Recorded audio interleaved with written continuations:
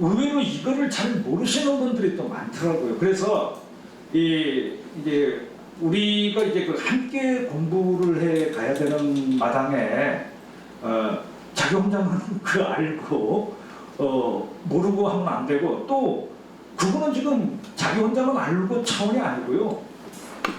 오픈돼서 지금 다 공개되고 있습니다. 근데 오픈돼서 공개되는 부분을 누가 어떻게 제대로 알려주는 데가 없으니까는 모르고 안 들어가서 하는데, 나중에 이제 집에 돌아가시더라도 이게 어떤 홈페이지에서 어떻게 이제 뽑는 거, 그것을 이제 조금 하고요. 제가 오늘 또 어떤 주제를 준비해 왔냐면, 그 역사문화의 길잡이라는 어떤 제목으로 우리가 이제 제주 역사문화를 공부할 때 도대체 어떤 책을 봐야 되느냐. 그래서 이 책 보면은 그래도 내가 이제 제주 역사문화 공부하는데 참 많은 보탬이 되겠다. 요거를 조금 1시간 정도 소개해 드리려고 합니다. 그랬다 해서 제가 이제 제주의 편액이라는 책을 또 낸 적이 있습니다. 제주문화원에서. 그래서 이런 제가 이제 제주 육지에 있으면서 또는 제주로 내려와서 이렇게 이제 제가 공부했던 어떤 제주 역사와 관련된 이야기들, 이런 것을 또 이제 여러분들과 또 절반에 걸쳐서 이제 같이 또 공부했으면 좋겠다 해서, 가장 최근에는 이제 그 현판 공부를 좀 했습니다. 그러니까 예를 들어 관덕정 하게 되면은 그 관덕정이란 말 뜻이 뭐냐 이거예요. 그 정도까지 다 압니다. 뭐 사자, 뭐 소위 관성덕이하라 해갖고 활 쏘는 것은 아주 훌륭한 덕을 바라보는 것이다 해서, 이게 이제 그 활쏘기 연습장 또는 일종의 무예 연습장을 이렇게 이제 그 관람하던 장소다 해서, 이제 오늘날 우리가 알고 있는 관덕정은 제주민과 함께했던, 호흡을 함께했던 이제 가장 오래된 고건축물이라고 이제 알고 있는데, 도덕종 선생이 이렇게 이제 해서 짓게 됐지만 사과정이 이제 좀 짓기도 하고, 그리고 그 뜻은 아까 말씀드린 그런 뜻이고, 또 출전은 이제 그 유격경전 얘기에서 나온 글이구나. 이제 이렇게 이제 하나씩 연구해서 나가다 보니까, 뭐 예를 들어 저 목권 안에 들어가면은 연희각이라는 건축물이 있는데, 한자로 찾으면은 이 햇볕 들 연자에다가 맞이할 연자에다가 이제 햇볕 들희 해서 햇볕 드는 것을 맞이하는 건물이다 해서 연희각이에요. 그러면 햇볕 드는 것을 맞이하는 건물. 근데 그게 목사의 직무하고 뭐 어떤 그 연관이 있는데, 이런 이제 그 궁금증을 갖다 보니까, 이 예전에 1840년대 초반에 제주 목사를 역임했던 이원조 목사라고 있습니다. 이 이원조 목사가 연희각을 한번 중수한 적이 있어요. 보수를 한 적이 있습니다. 그래서 이제 그 중수할 때 남긴 글이 오늘날 전해져요. 연희각 기라고. 그 연희각 기를 읽다 보니까 이원조 목사도 연희각이라는 이름을 처음 지은 사람이 누군지는 모르겠다. 그 당시에도. 하물며 오늘날도 이제 더 이렇게 이제 누가 지었는지는 지금 미상이고, 지은이는. 다만 그 이원조 목사가 이제 연희각이라는 그 기문을 쓰면서 이렇게 이제 그 해설해 놓을 때 본인 얘기를 하는 거예요. 본인이 이제 새벽에 일어나서 그 연희각으로 이제 딱 출근해서 그 새벽녘에 와서 조금 정신이 몽롱한 상태로 서류를 이렇게 읽어보다가 갑자기 햇볕이 방안을 환히 비추니까 정신이 이렇게 이제 갑자기 밝아진다는 거예요. 가면은 그냥 여기는 목사 집무실이요. 뭐 다른 일반적인 얘기만 하고 이렇게 이동을 해버리시고 하더라고요. 거기에 이제 그런 스토리가 이렇게 이제 해설에 이렇게 조금 가미되면은 이게 조금 실천적인 어떤 그 해설도 될 수 있고, 혼자 공부할 때 도대체 어떤 내용을 공부할 때 어디에 들어가서, 그래서 어떻게 자료를 뽑아오는지, 그래서 그 참고할 만한 그 정보가 컴퓨터에서 어떻게 잡아내는지, 이 역사 일반 부분과 관련된 홈페이지 한 서너 군데 하고, 우리 제주 역사 일반 또 공부할 수 있는 홈페이지 한 서너 군데 하고, 요거를 직접 여기서 화면 띄워놓고, 그래서 한번 좀 시연을 해보겠습니다. 이제 등록을 하셔야 될 게 국사편찬위원회라는 이제 홈페이지입니다. 여기 한국사 데이터베이스 가서 클릭을 딱 해보세요. 이 한국사 데이터베이스라고 해서 시대별로 통사, 한국사 전역에 대한 이 얘기 또는 고대 이제 이렇게 세종 즉위년부터 쭉 몇월 이렇게 이제 나와요. 그러면은 다시 또 세종 여기 5년 1월에 가서 이제 클릭하면은 이렇게 이제 쭉 세종 5년 1월 1일부터 29일까지 기사가 이렇게 쭉 나옵니다. 그리고 그 각 기사 중에 주제가 이렇게 나와서 여기 들어가도 되고요. 이쪽으로 들어가도 세종 5년 1월 1일 기사만 본다. 그거 눌러보십시오. 그거 누르면 이제 세종 5년 1월 1일 기사는 이렇게 네 기사가 조선왕조에 실려 있는 거예요. 그래서 요 임금이 만골련을 행하다 하면 요거 쳐보시면은 그러면 뭐 임금이 길복으로 쭉 해서 박물은 없었다. 드디어 이제 세종 5년 아까 1월 1일 이제 기록이 이렇게 이제 한글로 번역돼서 나와요. 이거 한번으로 보고 싶으면 옆에 보면 지금 조선왕조 실록에 써야 되는 한문 글자가 되고 원문도 옆에 그대로 나옵니다. 이제 그 한국학중앙연구원이라는 홈페이지가 이제 나와요. 아까 국사편찬위원회와 이제 같은 우리 한국학 이제 중앙연구원 이거 옛날에 정신문화연구원이라고 해서 좀 어떤 정권 어떤 그 홍보 차원의 그 한문 학술자 그런 기관이라고 조금 욕도 먹었는데 한 20년은 문민정부 들어선 이래로부터는 아주 진짜 한국학 관련 다양한 연구자들이 이제 가서 석박사 과정 나오고 해서 아주 또 실력파들이 많이 있는 제법 말 그대로 이제 한국학 중앙연구원이 제대로 됐습니다 지금은. 근데 여기 딱 들어가시면 여기도 마찬가지입니다. 여기 맨 아래로 이제 내려가 보시죠. 맨 아래로 내려가면 이렇게 이 한국학중앙연구원에서 제공하는 또 이 포털이 있어요. 예를 들어 여기 한국향토문화전자대전이라는 게 있습니다. 여기 이제 한번 클릭해 보십시오. 이 한국향토문화전자대전이라는 이 홈페이지가 뜹니다. 그러면은 이 우리나라 곳곳에 서울 인천 해서 이 곳곳에 내용들이 들어가 있는데 우리가 관심 받는 건 제주지 않습니까? 그럼 이제 여기 제주에다가 클릭을 하시는 거예요. 클릭하면은 클릭하세요. 여기 밑에 서귀포시하고 제주시 두 개가 나오죠. 그러면 제주시에다가 일단 딱 클릭을 하시면 제주시 문화대전이라고 홈페이지가 이렇게 이제 뜹니다. 그럼 여기다가 통합검색에 가서 이제 엔터 딱 치고 치는 거예요. 예를 들어 고득 좀 쳐볼까요? 고득 좀 득종 검색하기 이제 그러면 고득종과 관련된 한자 쭉 하고 요 밑으로 이렇게 이제 쭉 이렇게 당기면은 이 여러 가지 고득종과 관련된 홍화가 형판이다 고득종과 관련된 항목들이 이렇게 딱 뜹니다. 그 다음에 이 한국학중앙연구원 맨 밑에 가면 이거 이렇게 한데 요거 한국 역대인물 종합정보 시스템이라는 게 있습니다. 여기 가서 예를 들어 김진용이라고 쳐보고 김진용 엔터 쳐보십시오. 그러면은 김진용이라는 사람이 이렇게 뜹니다. 클릭 한번 해보세요.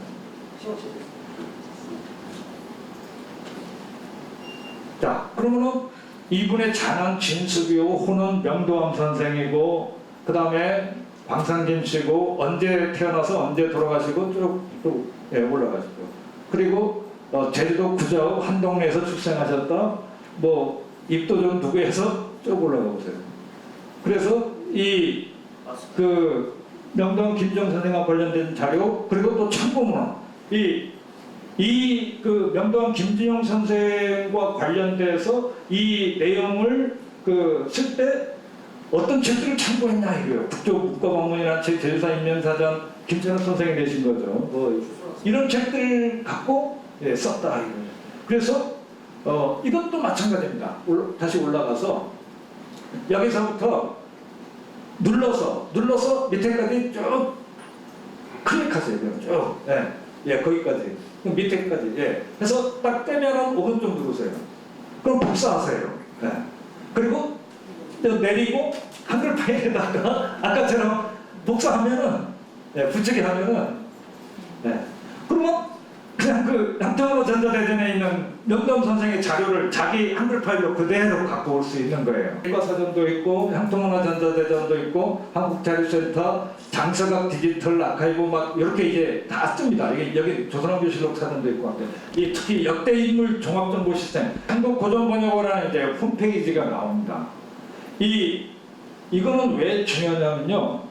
지금 현재 우리나라에서 그 아까 조선왕조실록이다, 승정원록이다 이런 어떤 그 관찰 사료 외에 개인 문집들 뭐 예를 들어 뭐 신석주라는 사람이 쓴 무슨 문집 뭐 아까 처음 김상은이 쓴 무슨 뭐 청음집 이거 번역돼 있는 거면은 다 여기 들어가서 찾을 수 있습니다.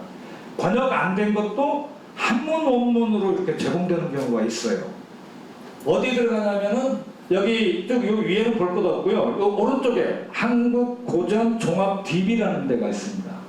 여기 보시면은 여기 고전 번역서라는 데가 있습니다. 여기다가 클릭해서 들어가는 거예요. 우리나라에서 지금 그 번역돼 있는 저서들이 다 나와요. 여기 서명별로 나오는데 뭐 예를 들어 시옷에 한번 들어가 볼까요? 시옷에 들어가 보세요. 그러면 뭐 서가정의 사가지부터 쭉 해서 밑으로 쭉 내려가 보세요.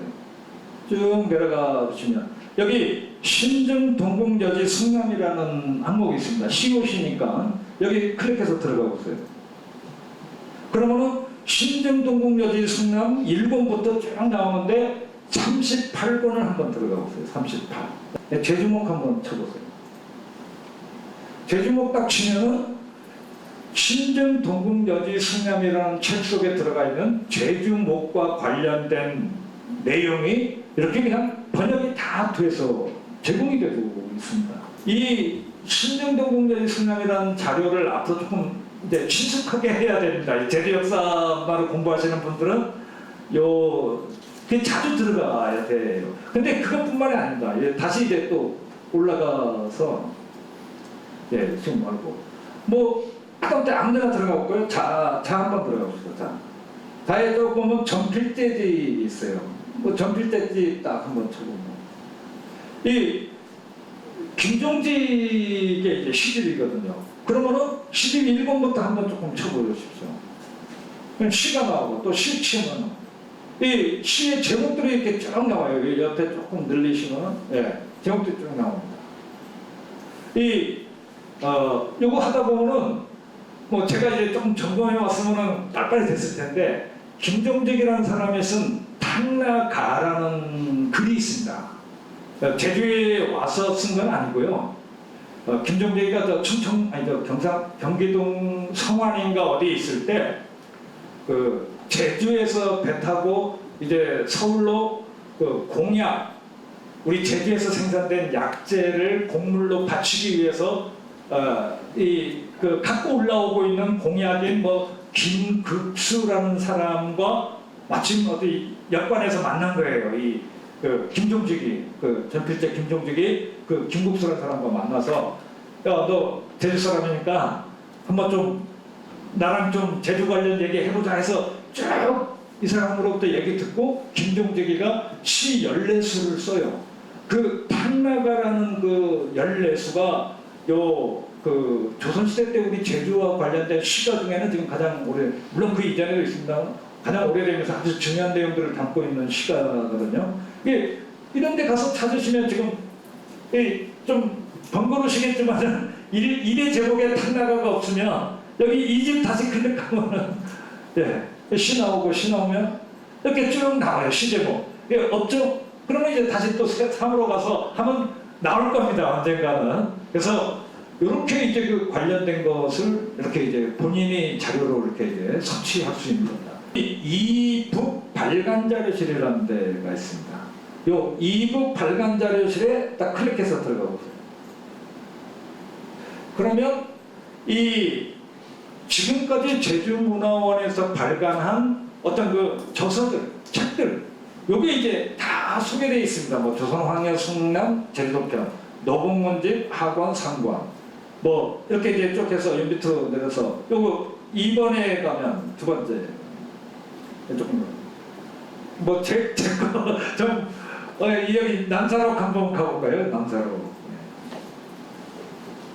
그러면은 남사록 이렇게 이제 뜹니다. 여기 링크라고 되어 있는 데 있어요. 거기를 이렇게 딱 엔터 치시면 남사록 첫 페이지가 나옵니다. 뭐 김상환저 제 이름 옆줄 뭐 이렇게 나오네요. 이제 여기 가서 이제 다음 페이지 딱 누르세요. 그러면 발간사 나오고 또 다음 페이지 누르세요. 그렇게 이제 차례 나오고 당신 조명철 원장님 계실 때는 또 누르시고 계속 눌러보세요. 계속 옆줄 한 차례. 이거 하나 앞에. 제가 이제 남사록이라는 책이 어떤 책이냐를 이렇게 이제 해설한 해제가 있습니다. 제가 이제 2008년에 쓴 글인데요. 쭉 가면은 청김상환의 뭐 생애 남사록 개요 남사록 판문 해서 이제 제가 쓴 글이 있습니다.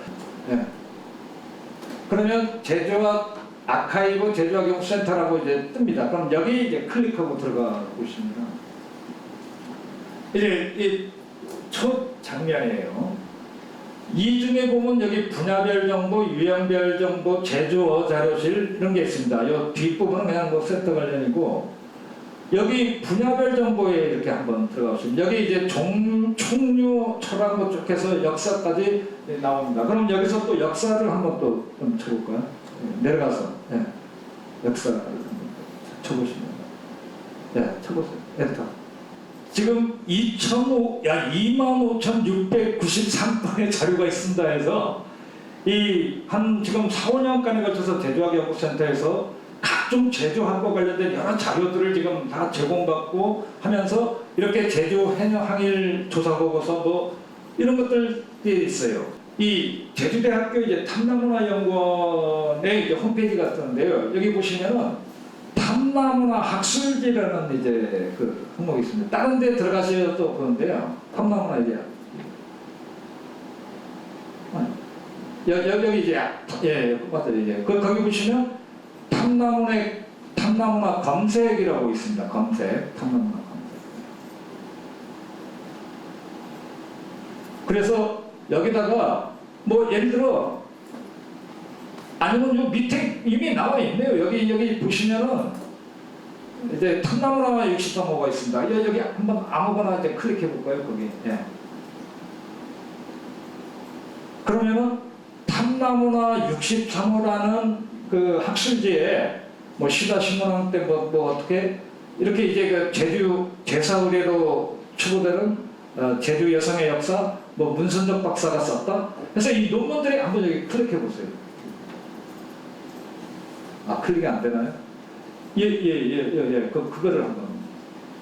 학과 관련돼서는 가장 역사와 전통이 깊은 연구원이거든요. 그래서 이 탐나문화 연구원에서 그동안 냈던 학술지들 제목과 논문 내용까지 다 이렇게 이제 자기가 검색하고 공부를 할 수 있습니다. 뭐 국사편찬위원회나 아니면은 고전번역원이나 이런 홈페이지 들어가서 자기가 관심 갖는 어떤 그 내용을 좀 스스로 클릭해서 복사해서 자기 그 자료로 이렇게 이제 삼으면서 글 쓰실 수도 있고 이제 그렇습니다. 그래서 이런 것들을 조금 알려드려야 지금 또 너무 많이 알려드리면은 좀 헷갈리고 이러실까봐 그래서 어떤 그 역사 일반 부분 한 3개 홈페이지 꼭 아셔야 될 거, 그리고 또 우리 제주 역사와 관련된 것 또 한 3개 홈페이지 정도를 소개해 드렸습니다. 일단 제가 화두를 그냥 던져봤어요. 이렇게 제주 역사 문화를 알기 위해서 우리가 도대체 읽어야 될 옛 문헌이 어떤 게 있냐? 이거 아주 뭐 궁금하실 겁니다. 아니, 다 한문으로 번역되어 있는데 혹시 한글로 지금 번역돼 나온 것들은 없느냐라든가 해서 최근 들어갖고 이제 우리 이제 제주에서 여러 기관에서 아까 말씀드린 뭐 제주문화원이다, 제주학연구센터다, 여러 기관에서 제주교육박물관이다, 아까 탐나문화연구원이다, 이 고문원 고문서가 자주 발굴되고 소개되고 번역서, 주소까지 따라서 역주서가 해가 다르게 이제 출간되고 있는데 이렇게 쏟아져 나오는 그 제주 역사 문화 관련 이 한글 번역서들 도대체 막 수십 종에 이르는데 어떤 책부터 좀 읽어야 되느냐? 이런 부분에 대해서 이제 좀 궁금증을 가지실 것 같습니다. 그래서 그런 것들을 조금 한번 해결해 볼까 해서 이제 제가 소개를 합니다. 일단 지금 현재 주로 이제 그 번역돼 나온 그 책들 중심으로 소개를 해드릴게요. 그 외에도 아주 다수가 있습니다만은 일단 좀 주로 번역돼 나온 책을 중심으로 보면 조선시대 개인 문집은 21권이 지금 번역돼 나온 게 있습니다. 그 속에 보면은 그들이 이제 제주 돌아다니면서 쓴 어떤 시, 한시라든가 아니면 관련 글 또는 기행문, 일기체저술 이런 책들이 의외로 많아요. 이런 책들이 제주 관련해서. 그 다음에는 역사 지지서와 관련해서는 또 한 15편 정도가 이제 전합니다. 그 내용에 보면은 탐나의 역사, 이 건치 연역이라는 부분은 역사를 얘기해요. 도대체 언제 생겨나고 어떤 과정을 거치고 현재 일어나냐, 이 책을 쓸 그 시점까지 제주의 역사가 어떠냐, 이거를 이제 통상 건치 연역이라고 하는데요. 그 건치 연역 아니면 제주인들의 풍속, 제주인에서 생산되는 어떤 그 특산물들 또는 제주의 어떤 그 명승, 고적, 인물들 이런 것들이 상세히 기술되어 있어서 일종의 제주 역사 문화 전반을 이해하기 위한 종합 백과사전 같은 것입니다. 요 역사 지지서들. 그래서 요 역사 지지서들도 아주 눈여겨보셔야 되고요. 그 다음에 아까 말씀드린 장계 서계처 또는 군사전정료, 방공료, 효열록 이런 책들을 합하니까 한 50여 편 정도 됩니다. 그래서 이 50여 편을 이제 한번 우리가 일일이 하나씩 좀 점검을 해보면서 어떤 책을 먼저 읽어야 될지 이런 얘기를 이렇게 알려드리도록 하겠습니다. 일단 개인 문집으로 좀 유명한 것을 좀 꼽자면 21편 좀 이따가 다 나오겠습니다만은 충원 김정 선생 유배에 왔을 때 남긴 글로 제주 풍토록이라는 책이 전하고요. 아까 그 백호임제가 제주에 내려와서 남명소승이라는 이제 그 글을 남깁니다. 그리고 청운 김상환 선생의 남서록이라는 책이, 이런 책들이 다 제주 역사 문화와 관련돼서 최소한 관심 있는 분이라면 꼭 읽어보셔야 될 책들이고 지금 번역도 다 돼서 나와 있습니다. 또 역사지지서도 아까 15편이라고 했는데 대표적인 게 신정경 국례지 승양을 꼽을 수 있고요. 아니면 제주 대정 정의군 읍지가 이제 또 의외로 많고, 읍지는 또 두 개로 나눠집니다. 조선 후기 정조 때 나온 읍지류가 있고요. 그 다음에 고종 때 나온 읍지류가 있습니다. 그래서 이 읍지류들을 조금 또 보셔야 되고, 뭐니 해도 1918년에 그 신재 김석익 선생님이라고 계십니다. 이분이 남긴 책이 있어요. 탐락기년이라는 책이 있습니다. 이 탐락기년이라는 책은 이따가 이제 결론에서도 이제 또 한번 강조하겠습니다만 꼭 읽으셔야 될 책입니다. 이거 제주문화원에서 2015년에 번역돼 나왔어요. 한 4명이 번역해서 저도 이제 그 부분에 고려시대 제주 부분을 번역을 했었는데요. 이 탐락기년이라는 책은 어떤 책이냐면 편년체 제주 통사입니다. 예를 들어 456년 신라 무성왕 때 우리 제주는 어땠다.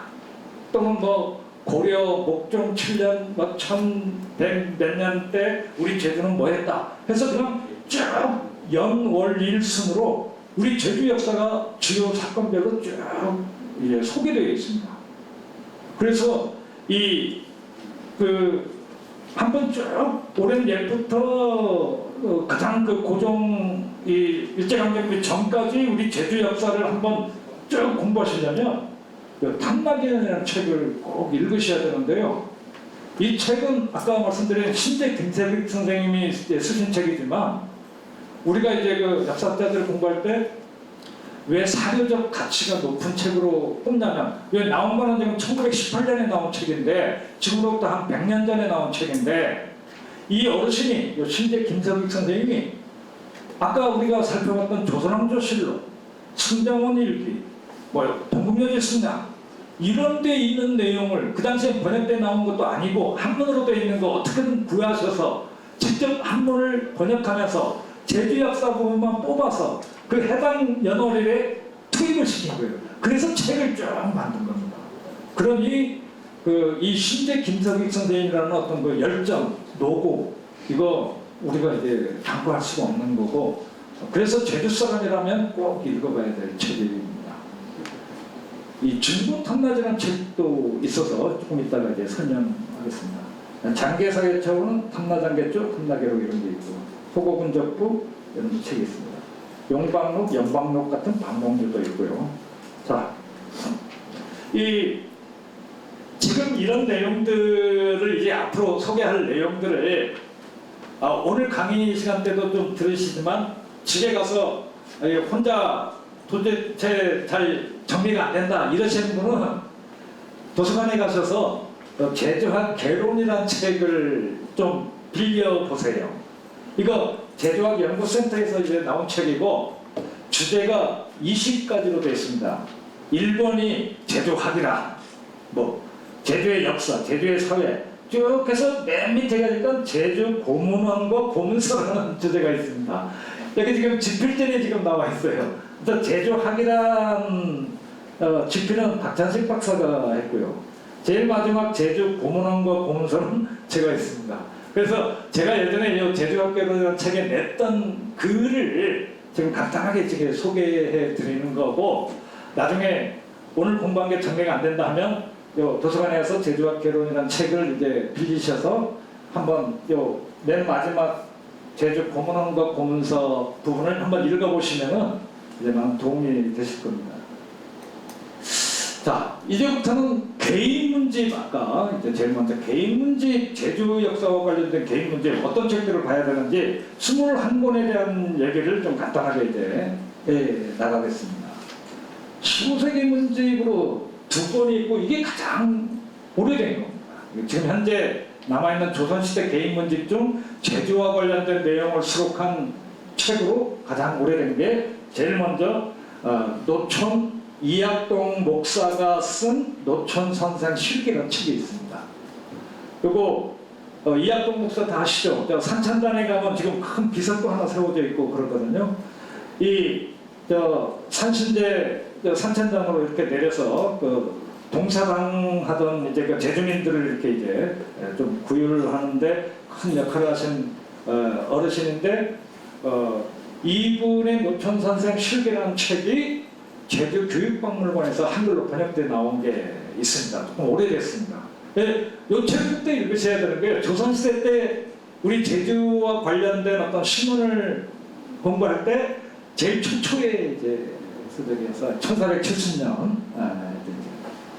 두 번째가 이제 이게 너무 많이 알려져서 잘 아실 겁니다. 최부라는 사람, 금남 최부가 쓴 표회록이라는 이제 책이 있습니다. 이거는 번역도 지금 다 돼 있고요. 여러분들이 지금 번역을 해서 번역서만도 한 10여 종에 가깝고, 1487년에 제주에 왔다가 부친상을 당해서 이제 올라가는데 표류를 한 거예요. 표류를 해서 저기 중국 양자강 남쪽 강남지방에 그냥 표착해서 거기서부터 중국 북경까지 그냥 쭉 올라와서 저 압록강으로 의주로 평양으로 서울까지 이제 이 돌아오는 여정 6개월간에 걸쳐서 이거를 상세히 적어서 당시 왕이었던 성종한테 이렇게 이제 올린 책이어서 이 최고 표회록은 예컨대 세계 3대 표류기라고 하멜 표류기하고 그 다음에 또 일본인이 쓴 당토행정기라고 이렇게 이제 있는데, 이 세 개를 3대 표류기라고 하면서 요 조선 최고의 이제 표류록이 규정한 자료고, 우리 제주인에 남긴 표류록도 최근에 이제 장한철이라는 어르신이 과거 시험 보러 갔다가 표류해서 남긴 기록이 지금 국립 제주박물관에 기증이 돼 있던가 그렇게 된 걸로 알고 있습니다. 번역이 다 돼서 나왔어요. 산천장 한번 이렇게 예전에 가서 찍었던 사진 보여드리고, 이게 이제 목사 이약동 선생 한라산신당 기적비 해갖고 요거 세운 게 언제냐면 이 옆에 보면 제가 안 갖고 왔네요.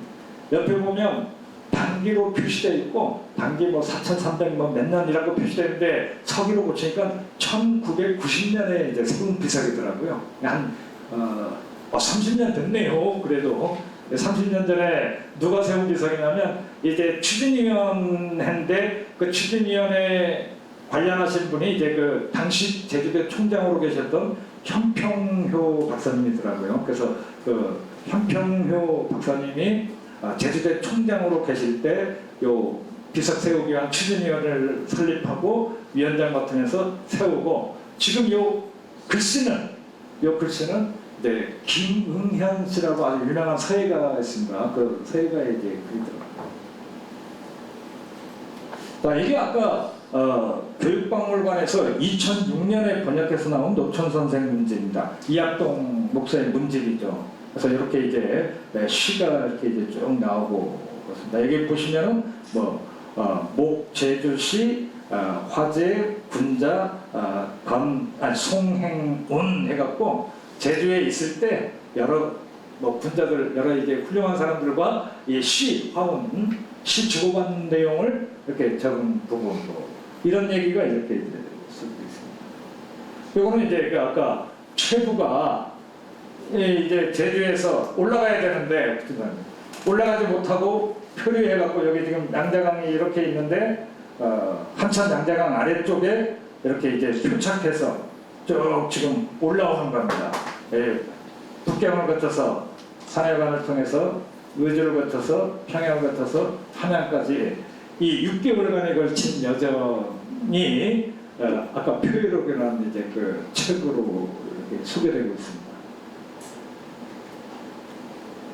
자, 15세기는 이제 요 두 개, 1400년대 이제 개인 문집 중에 우리 제주와 관련된 기록은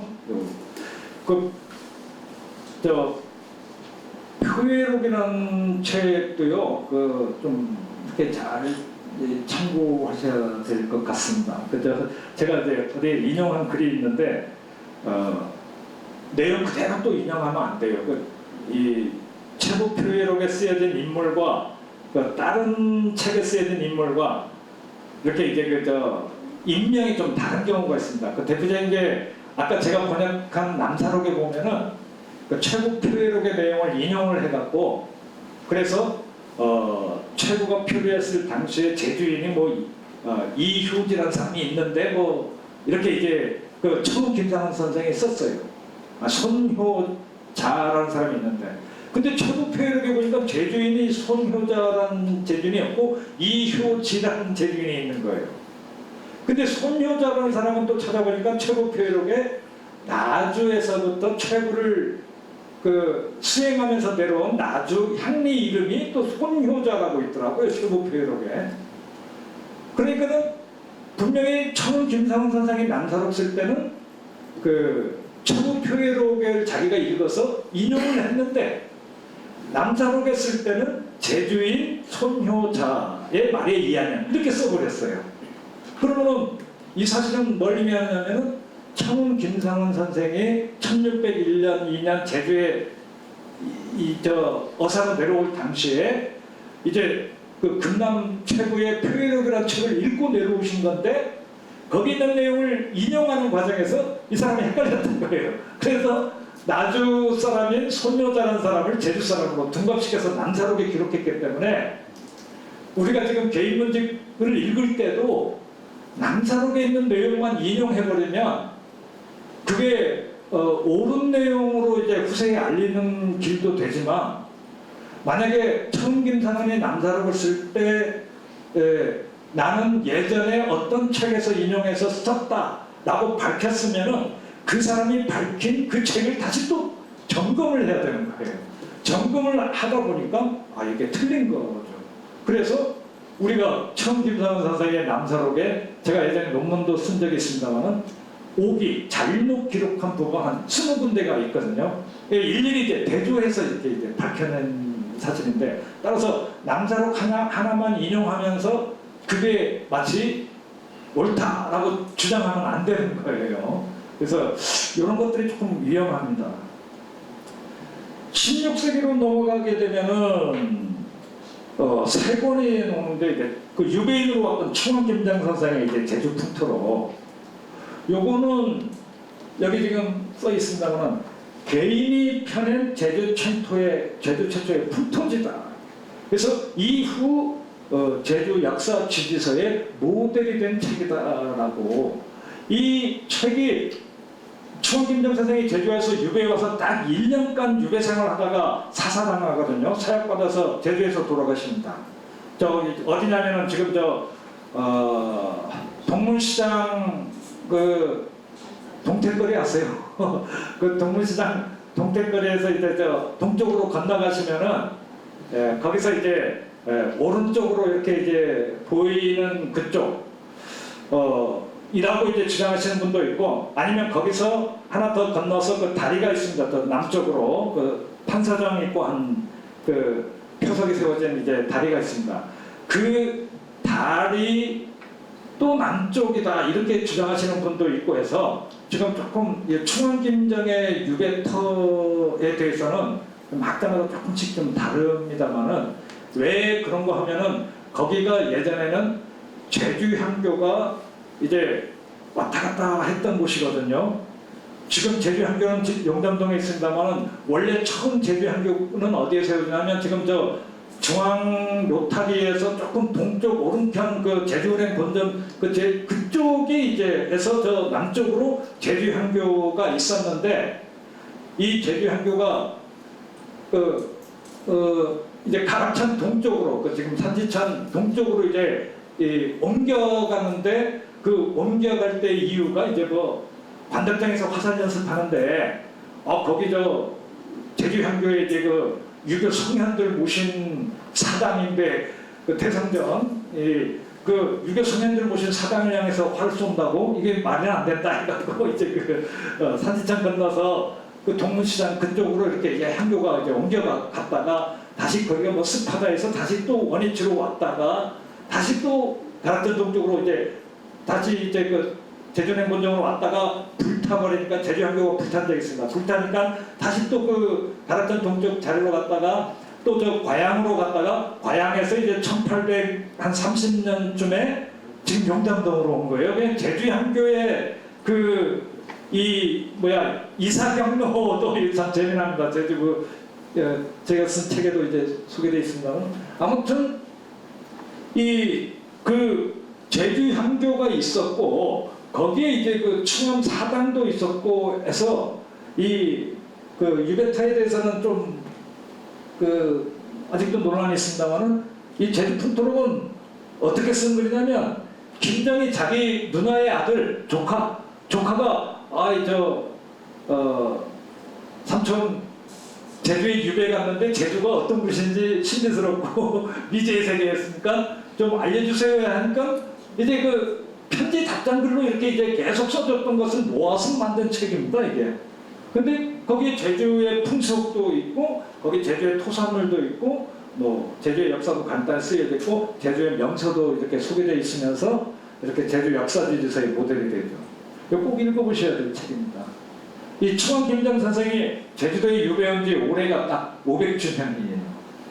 1520년에 왔거든요. 19년 기묘사화에 연루돼서 20년에 왔기 때문에 딱 이제 500주년이어서 충원김장을 또 조명하기 위한 움직임들의 학자들 사이에 있다가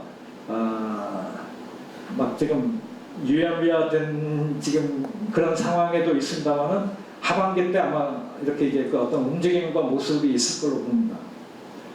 영해창수록이라는 책도 있습니다. 이거는 이제 제주 목사로 왔던 조사수라는 사람과 친구인 박충원이라는 사람이 주고받은 한시집인데 1702년 이 책은 중요한 게 어디서 처음 발간하냐면 제주영에서 이제 목편본으로 처음 발간한 책이에요. 그래서 이 책이 이제 중요하고, 이 책은 이제 김익수 선생님이 이제 목관화에서 이제 번역해서 낸 책이 있습니다. 백고인제 남명서수는 아까 대강 이제 말씀드려서 제주 일주하고 경성을 두루 구경하고 설화산 정상까지 등반해서 남긴 일기장.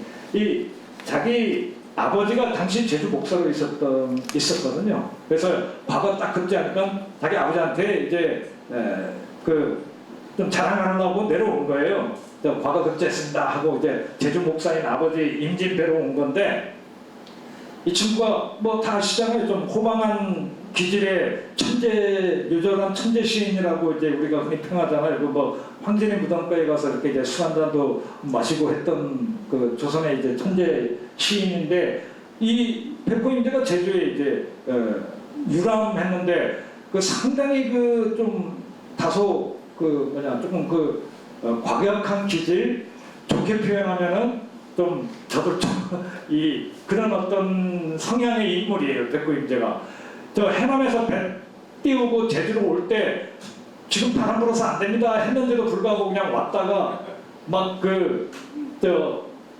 크게 이제 거의 침몰될 뻔하기 직전에 겨우겨우 이제 그저 화우포로 막 들어오자마자 다른 배 하나는 막 파손되고 뭐 하면서 들어왔을 때 나 때문에 이제 배 띄우게 된 걸 참 미안해한다는 글도 있고요. 또 저기 성산까지 갔다가 우도 한번 가고 싶다고 했는데 그 당시에 기상이 너무 안 좋았나 봐요. 그래서 지금 주변에서는 가지 말라고 하는데 부득불 야그 사람 목숨 딱 하나 있을 뿐이지 뭐 여러 개냐 뭐 가자 이러고 그냥 배 띄우고 이제 그냥 무도까지 갔다가 이제 돌아오기도 하고 했던 좀 다소 무모한 성격의 이제 인물이기도 하지만 글을 잘 하고 있어요. 예, 백호임제와 관련해서 우리가 좀 기억해야 될 부분이 있는데요. 그 남명소성에 보면은 어떤 글이 있냐면 맨 끝부분에 이제 취병담이라는 그 한시를 백호임제가 지어놓습니다. 지금이 어디냐면 용현이에요, 용현. 그래서 그 용현의 원래 이름이 취병담이었던 거죠.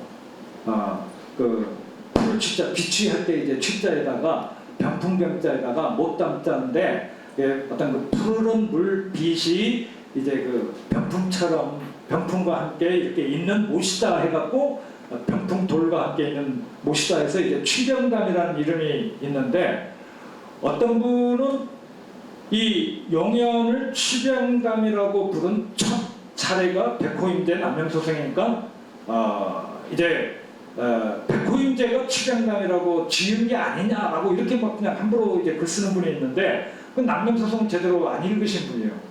백호임제가 남명소송 취병담을 딱 썼을 때 그 밑에 5글자로 압류각 취병담이라고 이렇게 이제 써줬습니다. 그러니까 한시제여서 남명소송이라는 책에 암의 그 바위에 이 저 취병담이라는 세 글자가 새겨져 있네 라고 이렇게 백호임제가 썼어요. 그러면 그 사실은 뭘 의미하냐면 여기를 백호임제보다 먼저 취병담이라고 불려왔던 겁니다. 불려온 거를 그 마예명으로 취병담이라고 이제 새겨져 있는 거를 백호임제가 본 거예요. 봐서 자기가 이제 취병담이라고 이렇게 한시를 지은 겁니다. 그러니까는 취병담이란 말은 그 백호임제가 지은 게 아니죠. 그 이전서부터 이제 지어왔고 거기를 이제 취병담이라고 이제 불리던 건데, 그거를 이제 남명소송이라는 책에 처음 이제 백호임제가 이제 바뀐 겁니다. 그래서 남명소송 이런 책들이 그래서 참 중요합니다. 그런 사실들을 하나하나 이제 알려주기 때문에. 요 왼쪽은 2007년에 제주문화원에서 나온 역주 제주 고 김원집이라는 책인데요. 요 책에 보시면 아까 충안 김정 선생이 유배에 와서 남겼다는 제주 풍토록이라는 글과 그 다음에 백호임제의 남명소승이라는 글과 조선 후기 때 또 시인인 석북신광수라는 사람이 있습니다. 그 석북신광수라는 사람이 쓴 한시집과 또 그 조선 후기 왕족 출신으로 유배했던 이건이라는 사람이 있어요. 이건이라는 사람이 남긴 제주 풍토기와 요 4권의 책을 번역을 해서 한데 모아놓은 책입니다. 그래서 충원 김정 선생의 제주 풍토록은 그때 누가 번역했냐면 김일호 박사가 이제 번역했고요. 백호임제 남명소성은 제가 번역했고, 그 다음에 이건의 제주 풍토기는 또 김일호 박사가 번역했고, 그 다음에 이제 석북신광수의 한시는 김익수 선생님이 번역해서 이 세 사람이 번역한 네 편의 그 개인 문집들을 요 책 하나에 이제 담아놓은 겁니다. 2007년에 여기 나와 있네요. 여기 이제 제주 풍토기라는 책입니다. 그래서 요 책 한 권만 보셔도 2007년에 나온 거고 다 번역되어 있는 거니까 네 권을 섭렵할 수 있는 거예요. 개인 문집. 그래서 한번 도서관에 가서 이제 좀 이렇게 한번 찾아보시고. 요거는 아까 네 사람 중에 가운데 조선 후기 왕족 출신으로 이건이라는 사람이 제주에 유배에 왔을 때 이 사람 호가 이제 규창인데 그 규창이 남긴 문집으로 규창집이라고 있어서 이것도 역시 제주문화원에서 한 10여 년 전에 이제 번역돼 나왔습니다. 2011년인가 2010년인가 나왔는데 김익수 선생님이 번역해 준 거예요. 그래서 이 규창집에도 참 중요한 그 글들이 많이 있습니다. 그 인조가 요 이건이 이제 제주도로 유배 올 때 자식들하고 또 삼촌하고 어머니하고 같이 제주도로 유배 오거든요. 그래서 이건이 이제 유배 왔을 때 인조가 원래 막 제주도로 유배 안 보내려고 했는데 신하들이 이제 뭐 반역 사건과 연루되고 해서 그냥 할 수 없이 유배 제주도로 보냈는데 백마를 이렇게 하사해요. 인조가 어머니한테. 그래서 이제 백마를 타고 이제 조금 내려오기도 하고 그 백마를 제주도에 갖고 왔을 때 김만일이가 이제 그 백마를 이건을 방문하면서 뭐 시승말이기 때문에 뭐 어떻게 했다. 그래서 어떤 그 말의 종자와 관련해서도 그런 기록이 이제 있고요.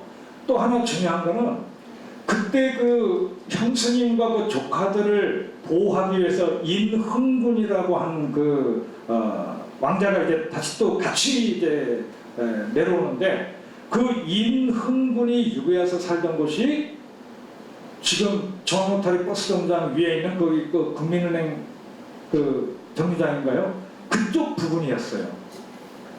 그런데 지금 거기 가서 보시면 아시겠지만 뭐라고 되어 있냐면 거기는 광해군 유배터라고 지금 표석에 세워져 있거든요.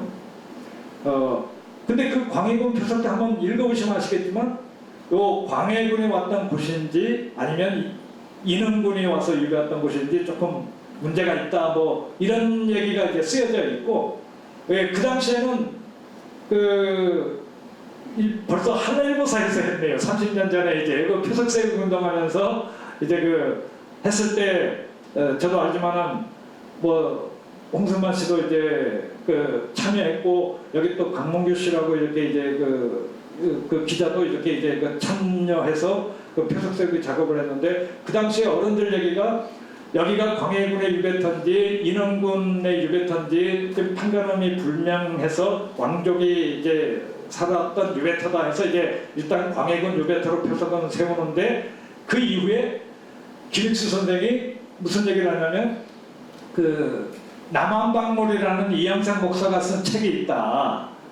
지금 번역돼 나왔습니다. 그 남한박물이라는 이영상 목사가 쓴 책에 보면은 광해군이 유배에 와서 살던 곳은 서성 곁이다. 이렇게 이제 써 있어요. 그 남한박물이라는 책에 보면.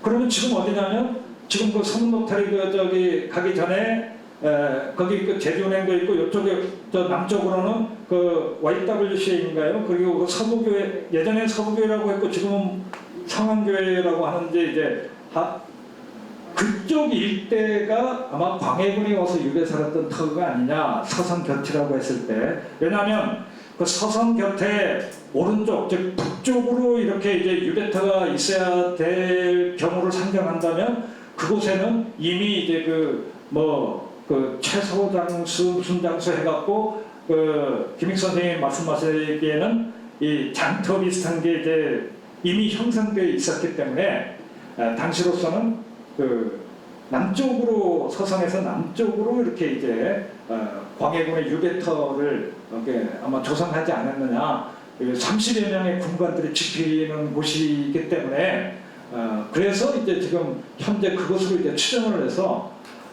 지금 이 사실과 관련해서 조금 논의가 돼야 될 듯합니다. 지금 그런 내용들을 이제 알 수 있는 책이에요.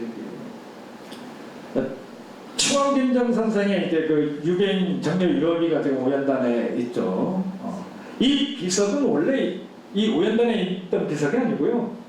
원래 아까 그 유배에 왔던 유배터인 저 동문시장 저 남쪽으로 제주 향교가 들어선 곳과 아니면 그 이후에 충암김장 선생이 유배에 왔던 곳이니까 여기 사당 세우자 해서 충암사라는 사당을 세우거든요. 예, 거기에 이제 세워졌던 이제 비석인데 이게 나중에 충암사당은 오연단 현재 오연단으로 이제 옮기면서 나중에 이제 그 충암김장 선생뿐만 아니라 뭐 규암 송인수, 청암김상헌 또는 동계 정원 선생에서 사현을 모신 이제 그 서원으로 바뀝니다. 그리고 나중에 1682년에 이제 숙종이 사액을 내리죠. 이제 현판도 내리면서 뭐 토지 노비 서적들을 이제 하사하고 그래서 귤림 서원으로 이렇게 이제 딱 이제 출범을 하죠. 그리고 나중에 그로부터 한 10 몇 년 있다가 우암성시열 선생이 유배 왔다가 이제 돌아가니까 우암성시열 선생마저 나중에 이제 모시니까 오연이 된 거예요. 그래서 원래 그곳은 1667년부터 1871년까지 귤림서원이라고 불려졌던 곳입니다. 그런데 1871년 흥선대원군이 서원철 폐령 때 귤림서원을 없애버린 거예요. 없애버리니까 20년 뒤에 1892년인가 3년쯤에 김희정을 비롯한 제주 유림들이 이곳 예전에 오현을 모시던 사당도 있고 또 학생들이 공부하던 서원 제터도 있는데 뭐 더 이상 학교는 서원 학교는 부활시키지 못할 망정 5 성현에 대한 추모하는 공간을 만들자 해서 지금 조그만 돌 5개 딱 세워놓고 우리가 이제 오현을 추모하는 재단이다 해서 오연단이라고 부르는데 따라서 오연단이라고 명칭 부른 건 1892년 이후입니다. 이후. 그래서 오늘날까지 이제 오연단이라고 불리는데 저는 아무리 이제 오연단이라는 명칭이 우리들한테는 익숙하고 하지만은 한 100여 년에 걸친 역사를 가진 오연단이라는 용어와 한 300여 년 이상 여기가 제주 최초의 어떤 서원터였던 귤림서원터여서 귤림서원이라고 얘기하는 것과 나는 좀 우리 이제 학자들이든 우리 시민들이든 좀 모여서 명칭과 관련된 좀 대대적인 어떤 토론의 장이 좀 마련됐으면 좋겠다는 느낌도 좀 갖고 있습니다. 자, 이 뻘뻘이 진행하면서 너무 겹말이 많아서. 근데 이것도 그쪽에 있던 거를 해방 후에 이제 기석이 동강 나버렸어요. 두동강에 나버리고 상지천에 그냥 돌아다니던 것을 이 50년 전으로 어떤 어르신이 지나가다가 아내매가 이제 빨래하는 거 빨래판에 무슨 한자가 새겨져 있으니까는 치워보고 보니까는 요 글자가 그대로 나온 거예요. 이제 이 충암 김선생 그래서 이 비석을 1950년대 초반에 오연단으로 옮긴 건데 지금 하부 부분은 망실돼서 어디 있는지 모릅니다. 지금 상부 부분만 남아서 세워놓은 거예요. 그러니까는 또 이 충암김정의 후손들이 매년 제주에 내려와서 막 오연제 할 때나 옛날이나 지금이나 이제 육지에 있는 충암김정의 후손들이 이제 내려오거든요. 막 제주도 도청에 70년대 때 이제 하수연해서 좀 온전한 비석으로 좀 세워다오 하면서 돈은 그쪽에서 되겠다 해갖고 아마 78년에 그 옆에 지금 저렇게 충암 김선생 정려 유업이라고 이제 비석을 하나 세워놓은 거예요. 그러니까는 요거는 제가 보더라도 조금 문제가 있어 보입니다. 충암 김선 선생이 아무리 이품 이상의 이제 당상관을 역임해서 이수를 딱 이렇게 이제 이 원래 비석의 머리 부분을 관석 또는 개석이라고 그러죠.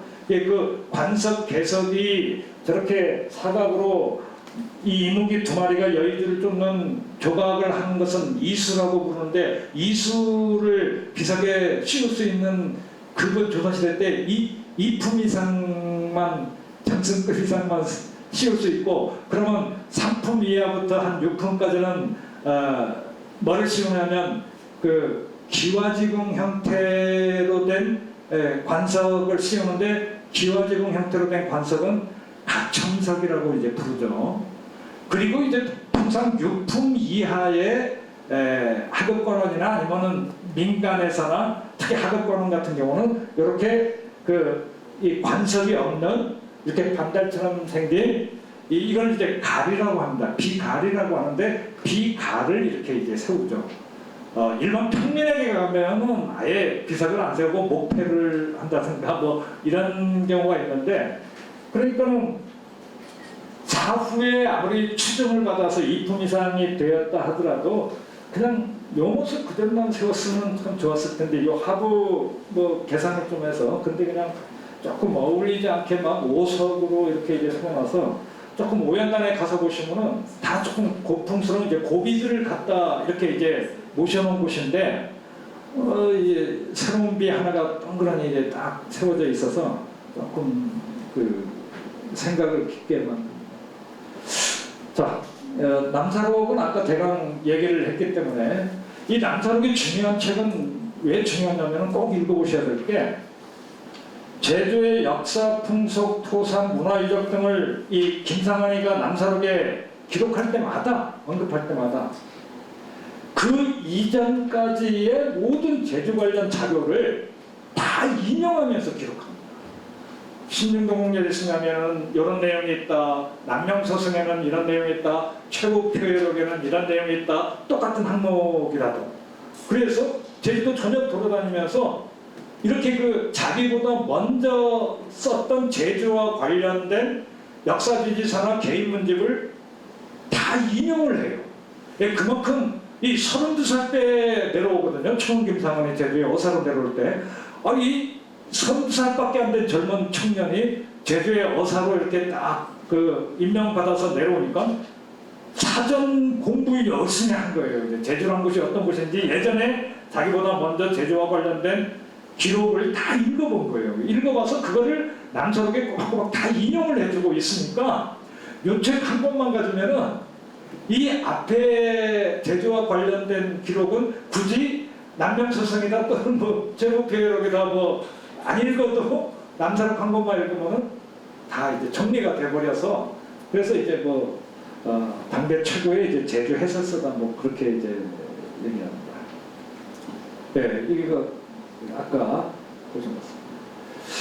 17세기 문집으로 이렇게 이제 이정의 남사일록이라는 책, 그리고 이익태 목사의 지역록이라는 책이 있습니다. 특히 이익태 목사의 지역록은 제주문화원에서 이제 김익수 선생님이 번역했는데 하도 수요가 많으니까 재판에서 최근에도 지금 지역록이 재판에서 나왔습니다.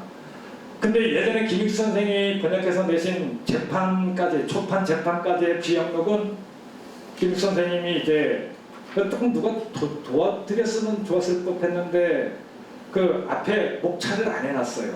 그러니까 요 이익태 제주 목사의 그 지역록 뭐 한시는 어디에 있다 또는 뭐 그보다 앞선 몇월 며칠의 기록은 뭐다 해서 그 몇월 며칠 한시 제목해서 쭉 그 지역록에 이제 수록된 내용을 맨 앞에 그 차례로 해서 이렇게 이제 표시를 안 해놔 버렸기 때문에 아마 요번에 나온 그 문화원에서 나온 지역록이라는 책 올 초인가 나온 걸로 아는데, 작년 말인가 올 초에 나온 걸로 아는데요.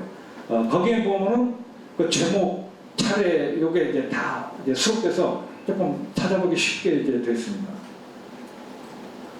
이건 옛날 지역록이고요. 지금 나온 건 하드 표지가 아니고 소프트 표지로 해서 편하게 되어 있습니다.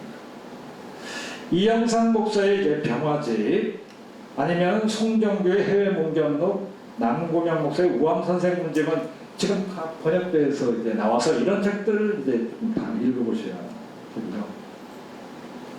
네, 교육박물관에서 우암선생 문집, 그리고 이제 노봉 문집은 문화원에서, 또 북한집은 이제 그 가문에서 이렇게 냈습니다만, 저는 이 노봉 문집, 이 충암김장이 아니고요. 아까 유배인으로 왔던 조선전기 충암김장 말고 조선 후기 영조 때 제주 목사로 왔던 노봉 김정 목사가 있습니다. 이 노봉 김정 목사는 사람마다 이렇게 생각은 좀 다 다르겠지만 저는 개인적으로 제주 목사 286명 중에 가장 참 제주인이 그래도 손에 꼽을 만한 명관을 한 사람 꼽으라면 저는 개인적으로 노봉 김정 목사를 꼽고 싶어요. 이유는 뭐 단순합니다.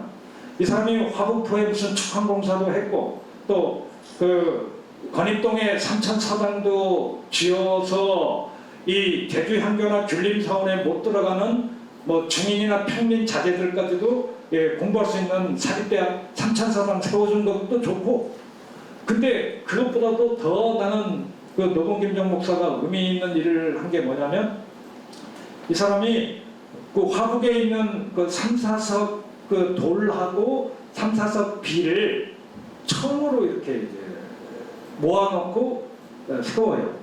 지금 있는 건 1930년에 세워진 비고 거기 원래 있었던 비는 지금 삼성열로 이제 가 있습니다.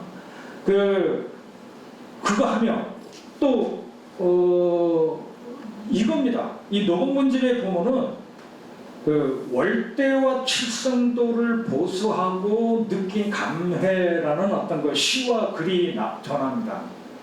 이 월대와 칠성도라는 것은 이거 이제 꼭 기억하십시오. 앞으로 이제 제가 그 탐나 유적 고정할 때도 그때 얘기 나오니까 그때 강조하겠습니다만은 우리 제주의 어떤 역사 유적과 관련해서는 진짜 중요한 곳인데 그거를 그 노봉 김정 목사가 복원을 다 시켜놨어요. 북두칠성 모양으로 제주 성안에 7개 축대를 세워놨습니다. 7개 축대를 복원해놨어요. 그 옛날 탐나고 시대 때부터 있었던 그 축대예요. 이 사실은 우리가 통상 그 북두칠성이라는 이 명칭을 가진 어떤 유적을 꼽을 때는 저 자연물을 대상으로 이렇게 이제 칠성암이다 또는 칠성단이다 뭐 이렇게 이제 좀 흔히들 이렇게 표현하고 칠성문이다 이렇게 하는데 그런 어떤 자연물이나 어떤 그 건물명이 아닌 이 사람들이 직접 인공 그 축조물로 북두칠성 모양을 우리 제주 성안에 딱 세운 거예요 지금. 그 중에 다 지금 조선시대 때 망가지고 없어지고 아니면 고려시대 때도 다 너무 망가지고 없어지고 하다가도 계속 남아서 마지막까지 남아 있었던 게 여기 그 중앙로타리 그 포교당 있는 그쪽에 1925년 매일신보라는 신문에 보면 칠성단 축대에서 무슨 순종이 돌아가셨는데 그 제주 사람이 모여서 만곡제를 올리더라라는 기사가 있고 사진이 있는데 그 사진이 이렇게 이제 그 흙으로 둔덕을 조금 쌓아놓은 모양으로 이제 뒤에 병풍치고 해서 만곡제 지내는 사진이었거든요. 근데 그게 이제 칠성도터에서 만곡제를 열었다라고 이제 돼 있기 때문에 일제강점기 초반까지만 해도 그 노봉 김정 목사 때 세우는 것 아니면 또 그 이후에 이원조 목사 때도 칠성도가 또 뭐 무너져 버렸다 이렇게 이제 한 100여 년 뒤에 또 기록이 나옵니다만은 또 언젠가는 이제 복원해 놓았고 그게 1926년 일제강점기까지도 제주 성안에 있었던 거예요. 한 곳이 7군데 중에.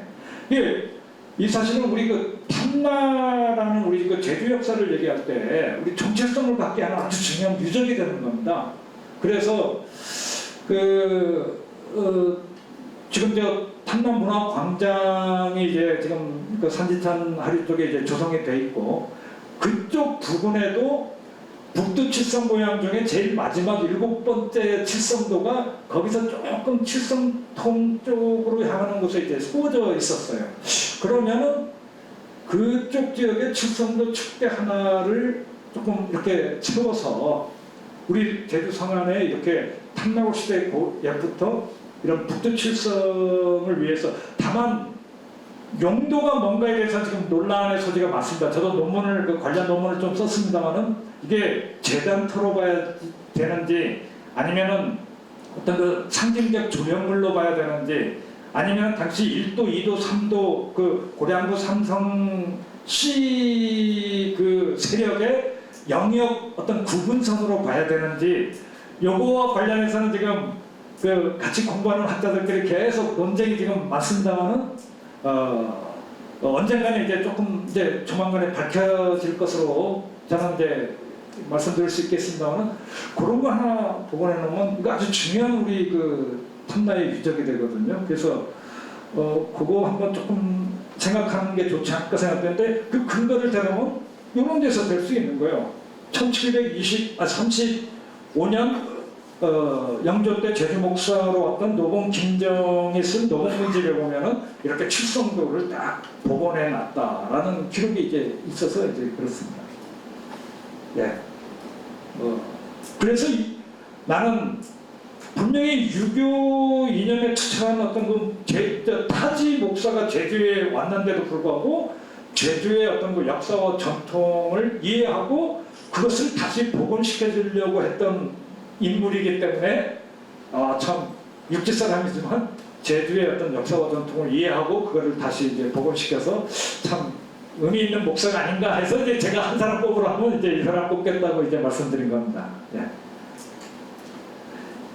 이게 이제 노봉 김선생 흥합인데 요거는 오연단에 지금 있는데요. 이거 원래 저 건입동의 삼천사장터에 세워졌던 비석인데 그 삼천사장이 이제 허물어지고 일제강점기 때 허물어지니까 그 비석을 이제 허물어지고 거기 그 일본인 신사가 이제 세워졌던 곳이래요. 그래서 그 신사가 또 해방 후에는 이제 건입동 청년들에 의해서 이제 허물어지니까는 1950년대 때 이 비석 하나만 거기 덩그러니 남아있는 걸 지금 오연단으로 이렇게 이제 갖고 온 거예요. 이 갖고 와서 오연단과 관련 없는 인물인데 왜 오연단에 세워놨냐면은 오연단은요, 이 시간이다. 오연단으로만 생각하시면 안 돼요. 아까 말씀드렸듯이 거기 귤림서원이 있었지만 거기 귤림서원 말고도 지금 그 경로당 건물이라든가 그 조금 아랫부분으로 사당이 2개 더 있었습니다. 하나는 향연사라는 사당이 있고 하나는 영해사라는 사당이 있고 귤림서원에 오연사당이 있어서 그 지역에는 이 성현을 모시는 사당이 3개나 있었어요. 오연 그 귤림서원의 5 이제 사당과 이 향연사는 우리 제주인 출신으로 훌륭하신 2분 모신 그 명도왕 김진영 선생과 그 영국 고덕종 고덕종 선생 그 사당이 향연사라고 있고 그 또 아래 영해사라고 조선시대 제주 목사로 왔던 분들 중에 좀 선장을 베풀었다고 인정할 만한 6명의 목사들, 예를 들어 아까 이학동 목사, 그리고 또 뭐 이영상 목사, 그리고 또 요 노봉 김정 목사, 또는 뭐 남학당 세운 이혜영 목사 뭐 해서 이 6명 목사들을 또 제사 지내던 서당이 또 거기 영해사라고 하나 있었습니다. 그러니까는 요 노봉 김정도 이쪽 지역에서 이제 그 모셨던 영해사는 사당이 있었기 때문에 비석을 이쪽으로 이제 갖고 온 건 저는 전혀 관계없는 인물에 대한 비석 갖고 온 거로 보지는 않습니다. 이 비음이 있고 화구포에 있는 건데요. 아무래도 일단 오늘 강의는 이 정도로 뭐 조금 마무리 짓고요. 다음 강의 시작하기 전에 한 1, 20분 정도 요 얘기를 마무리 짓고 그래서 이제 다음 강의 그 문양왕릉과 관련된 이제 강의로 이렇게 이제 들어가도록 하겠습니다.